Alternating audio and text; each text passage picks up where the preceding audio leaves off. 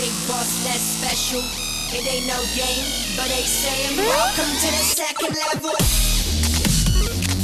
Second level. Second level gaming. Second level.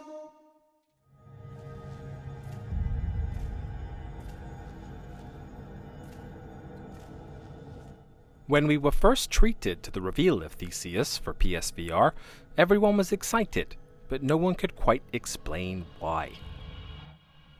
All we really knew was the game was set in third person, which is not all that common in the world of VR, and that it was based on the story of Theseus and the Minotaur.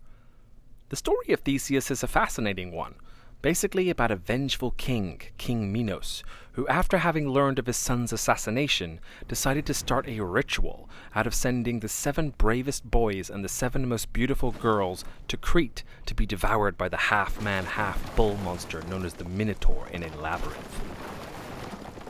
Theseus, being the helpful fellow that he is, decided he'd had enough of all this senseless murder and that he would tackle the beast and slay it.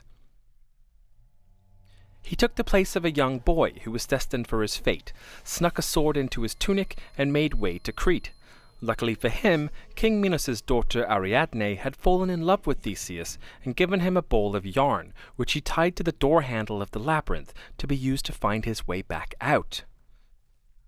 Daedalus, creator of said labyrinth, had given Theseus the advice to go always forward, never left or right, and always down. Eventually he made his way to the Minotaur, and after a hectic battle, stabbed the beast in the throat and returned victorious.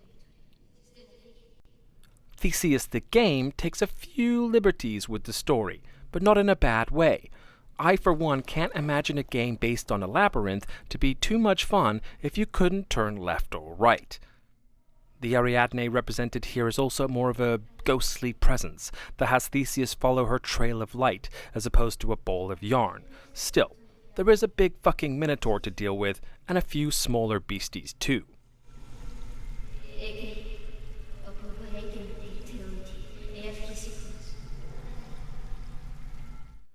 The first thing that strikes you upon starting the game is the atmosphere.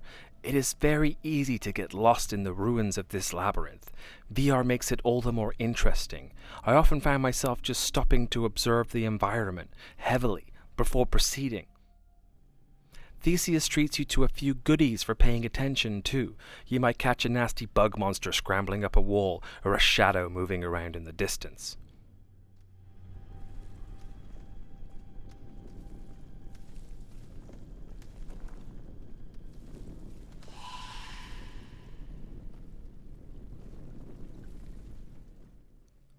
It plays quite similarly to Bound, for those of you familiar with that title. The camera switches between over-the-shoulder shots and static scenery scenarios, in an early Resident Evil meets Prince of Persia fashion. It works surprisingly well. There wasn't too often I found the cameras throwing me through a loop between scenes. One of the nicer touches is that you also have the ability to control Theseus' left and right movements with your head in slower sections. Keep the left stick held forward, and just glance left or right, and Theseus will follow. This is usually optional, but I found it quite useful and, dare I say, intuitive. Theseus ramps the pace up quite nicely. Within the first 40 minutes or so, you go from being completely barehanded and vulnerable, to fighting off hordes with nothing but a lit torch to keep them back, to finally getting a sword, which is where the fun really begins.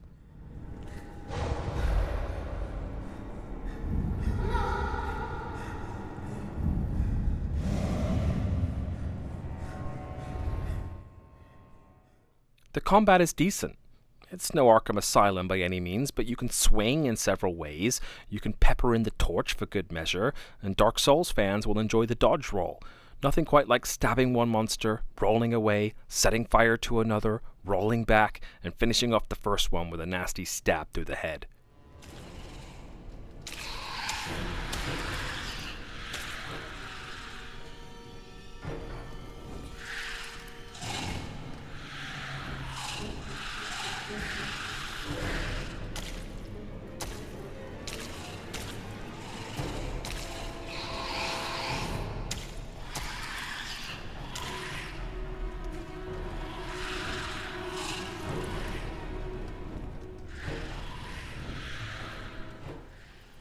The creatures you fight in the early stages appear to be kind of smaller spawns of the Minotaur, more bug-like, twisted creations of a corrupted labyrinth.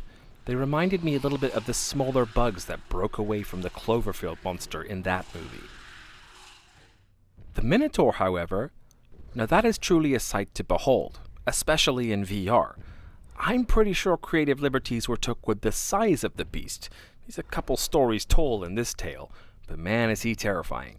Those giant stomps and the occasional warnings from Ghost Ariadne really put you on edge, preparing for a huge fight, only to turn tail and run as you see the fucking thing.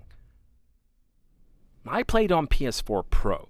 The graphics were quite superb overall. Occasional bit of jaggies here or there, nothing you're not used to. It's definitely close to Resident Evil 7 quality, and just as immersive, despite the third person.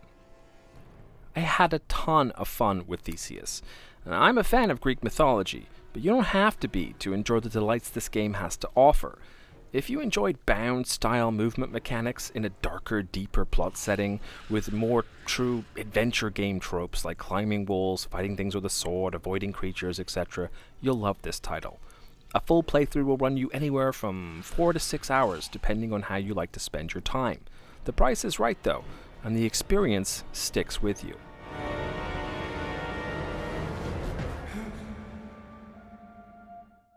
Pick it up on July 26th and see for yourself. Thanks a lot for watching, guys, and as always, welcome to the second level.